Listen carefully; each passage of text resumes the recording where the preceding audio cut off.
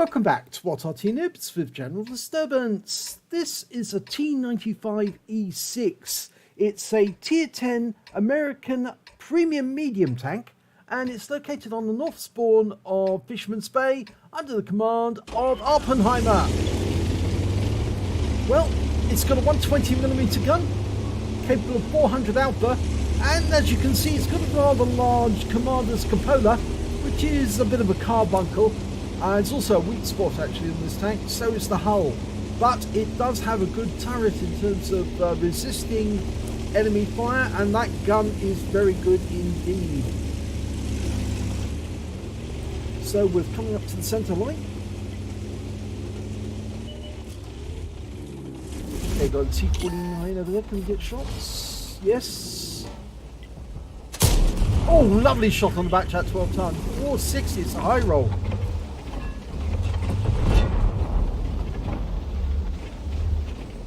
Get another shot on him. He's below the ridge line at the moment.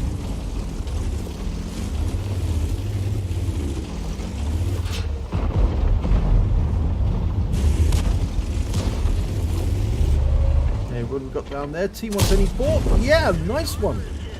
Another high roll just into the engine bay. But we've got an FD4202. Yep, took one. Another high roll, 441.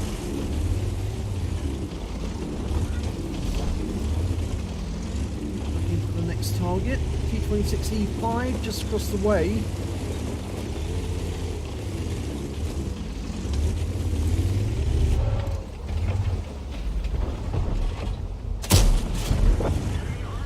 Okay, 419 off him. Oh, nice one into the Progetto, but it's a low roll, 353 this time. And we bounced one, but we took one. We bounced it off the Progetto, but we took a round in the side from him. So a lot of action on this corner.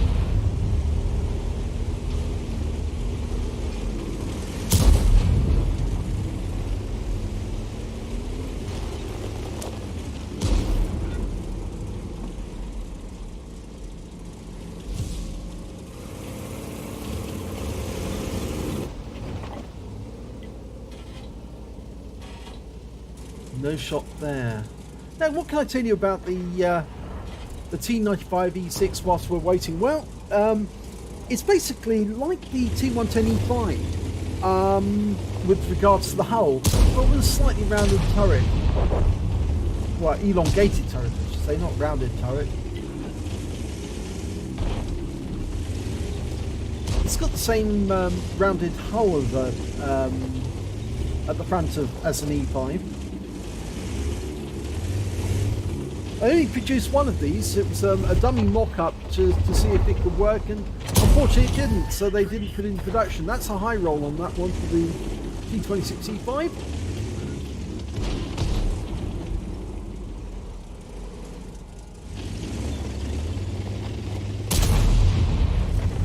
According to Wargaming, they say this is very much like the M58 on the T110E5's body. Ooh, now the enemy's making a surge along the west side of the map. And in fact, our T49's pulled back. And this position's going to become vulnerable very shortly if those tanks get around into the northwest corner, because they'll start firing on this corner. And that means we're going to get fire across it. Well, we'll get caught in the crossfire. And the guys just across the way at T26E5 and the enemy who are now behind us. Okay, we've got a shot in the Conqueror. Oh, nice one, but it's a low roll. 337. Can we get another one? Looks like he's AFK. He's not moving. He must have disconnected, and he's been killed. T30 got him. Now we've got a Borsig coming up to the centre. Or is he? No, he's up. He's on the west side still. And we get a lovely hit on the Progetto, but we just lost our Lerva. Kill shot on the Progetto? Not yet. Oh, yes, we did. Nicely done. Yeah. Difficult to get a shot there. Trying to thread the shell between two rocks. Okay. Have we got a shot in the Emil? Not really.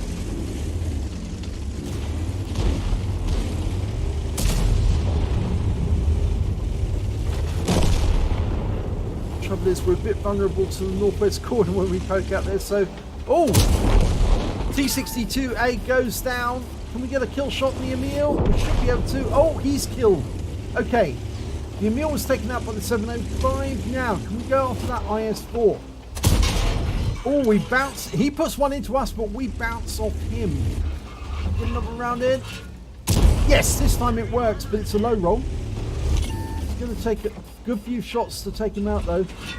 We need the protection of this armor.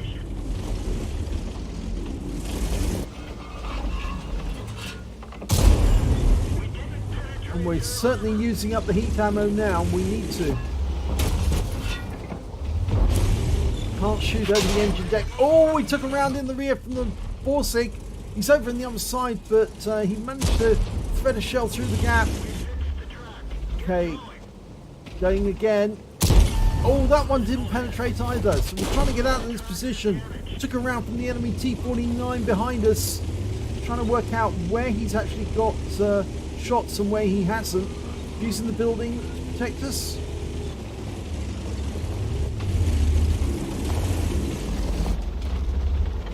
Okay, there's the Progetto, there's the MX. Oh, nice one into him, but it's a low roll again. It's going to take, oh no, one shot to kill the 1390. The Progetto's gone down. He was taken out by the T95 on our team. We've loaded standard AP now, because we should be able to penetrate that 1390 with standard.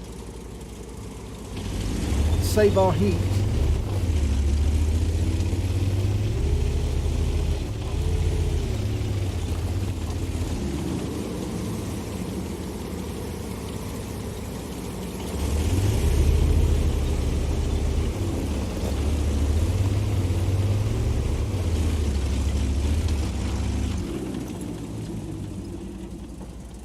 Well, we do have the advantage. We're 2 tanks ahead of the enemy.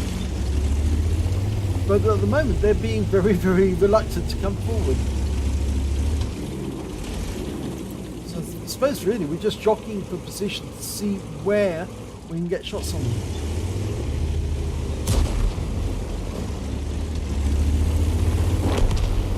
Oh, there's the MX 1390. Okay, we've managed to squeeze our way through. We've got shots. Oh, and now he's out the game. He was a one shot. But that means there's still that T49 and the Borsig over on the other side. And I suspect the Borsig will have pulled back. Our T49's up in the northwest corner. And he can't see either of them. So that means they're probably in the south. Or at least a little further back, maybe near the windmill.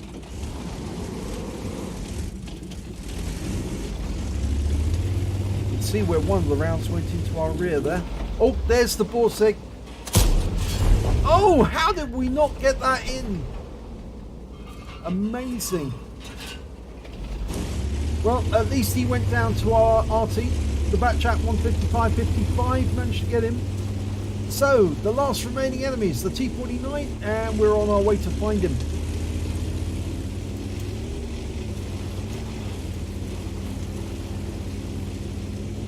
Got 3 kills so far. We could platoon with the T95 FE4201, the Chieftain.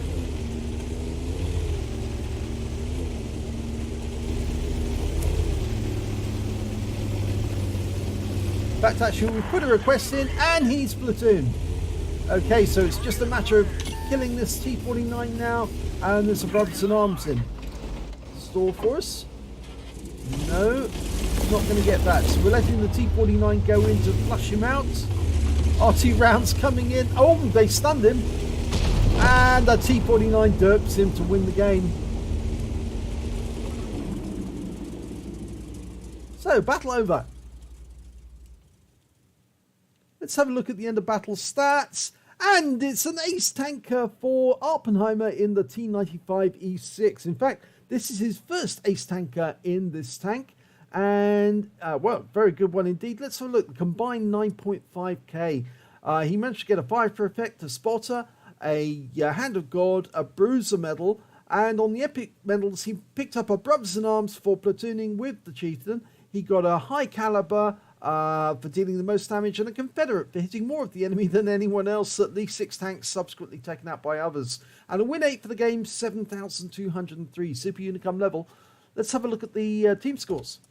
There you go, right at the top of the table, 5,471 hit points of damage. He didn't get the highest number of kills though. That actually went to the AMX 1390. He got 4 kills, whilst Awppenheimer and his platoon mate in the FV4201 got 3 kills apiece, so did the T30. When it came to base XP, it was still Awppenheimer at the top. He did the most work during that game, 1,296 base experience points. Then came the FV4201 with 1,004, and lastly the Batchat 155.55 who got 939. So let's have a look at detail. He fired 25 shots in that game. He got 20 direct hits and 15 penetrations. Damage of 5,471 hit points, of which 2,392 were at more than 300 meters. He spotted 3 of the enemy, damaged 11 of the enemy, so there was only 4 he didn't touch. 3 of them killed. 4,125 hit points of spotting assistance and or damage assistance during that game. I think it was more spotting assistance than anything, and that's why he picked up the spotter badge. He also received 93,285 credits for the game, and repair, ammunition resupply and consumables left him with only 18,264 credits. He did fire a fair amount of heat ammo when he needed to, and so obviously that was slightly higher than normal, but he received 4 bonds for the game for getting those medals, and he also earned 1,944 XP, 97 for being a premium vehicle, and 2,041 was the total he took away. So, pretty good game there by Awppenheimer. Combined total 9.5. It was nice that he picked up that Brothers in Arms right at the end. After all, he and the FV4201 had actually worked quite hard to actually win that game. Obviously, the enemy did sort of like go round to the northwest corner, but he still managed to carry on attacking the enemy in the center, even though he was on the receiving end of a few shots that were coming into his rear from the west side of the map. But if you enjoyed that replay, please give it a like and do subscribe to our channel, and hopefully it'll be your replay that I'll be featuring in the next video.